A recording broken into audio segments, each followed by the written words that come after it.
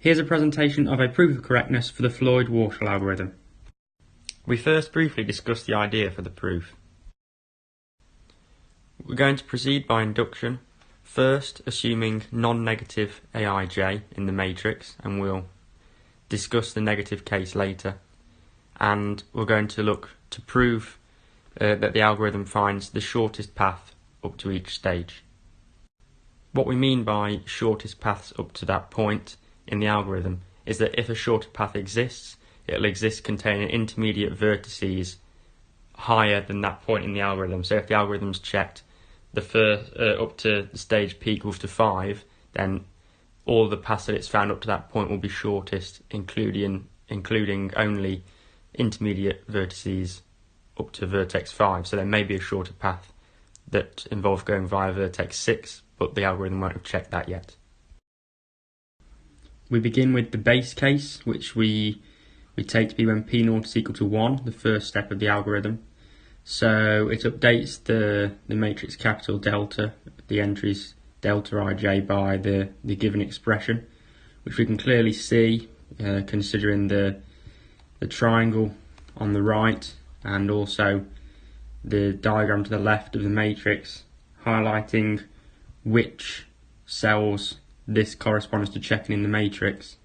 We can clearly see that this will find all shortest paths going via vertex 1, and it will find all such paths because there are no other ways which you can go only via vertex 1 from a vertex I to a vertex j. We now make our inductive hypothesis, where we assume that the algorithm works for all stages up to some p0 minus first step. So that is, by this step, the algorithm has found shortest paths with intermediate vertices vp such that subscript p is less than or equal to p0 minus 1. So we now make the inductive step, and to do this we consider two cases. So we're looking at the p0th step now in the algorithm, and the first case we consider is when the minimum value from this set that we're choosing, delta ij or delta ip plus delta pj, is delta ij. So this means that this entry in the matrix isn't updated by this stage of the algorithm and remains unchanged from the previous step. So we're done by our assumption that the algorithm holds up to the stage p0 minus 1. So now we consider the second case, and that is the second possible minimum value is chosen from the set. So that is delta ip plus delta pj, where p is equal to p0.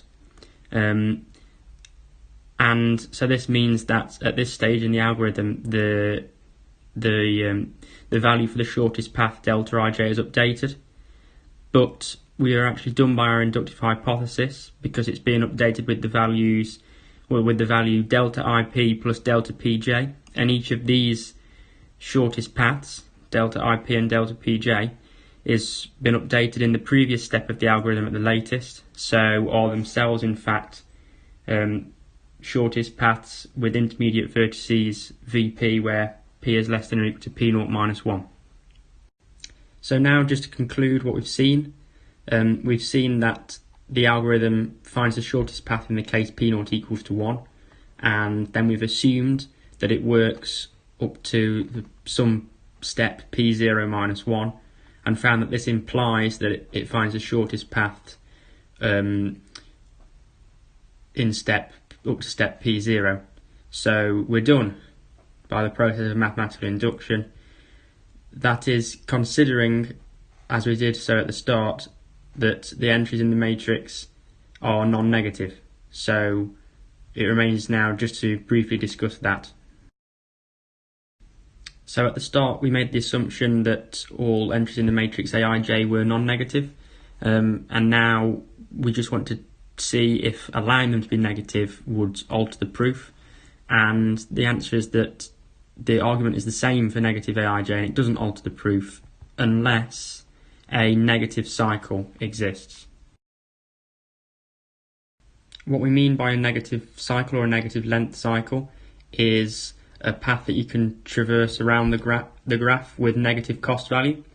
So if we consider this small example here with given costs, it's the costs. The edges between the vertices don't have direction, but it's not really important just for this small example. And if we consider paths moving from the highlighted vertex 2, to vertex 3, if we want to find the shortest path, at first glance you think, well, straight to vertex 3 with just cost 2 will be the shortest path.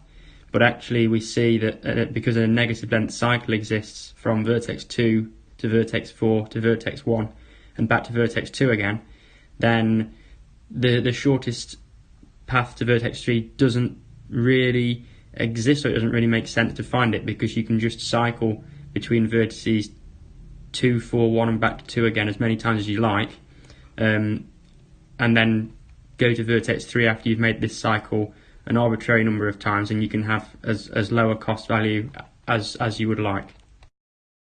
So the proof is still fine unless a negative length cycle exists, and we can detect this if a diagonal entry in the matrix is updated to shortest length less than 0, which means that a negative cycle exists from one vertex back to itself, and if this occurs we should terminate the algorithm because it no longer makes sense to find the shortest path as discussed.